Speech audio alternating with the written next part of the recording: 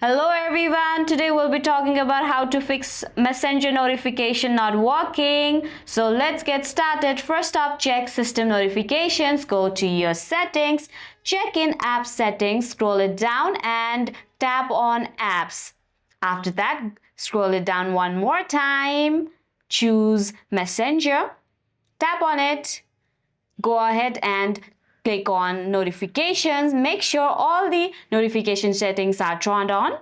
Now go ahead and go to your control panel just to disable do not disturb mode. If it's turn it on, tap on focus and turn off your do not disturb mode. Just like that, go to your app store just to make sure your application is updated on time. Go to search bar and search for Messenger, and just like that, make sure your applications are updated on time. Thank you for watching the video.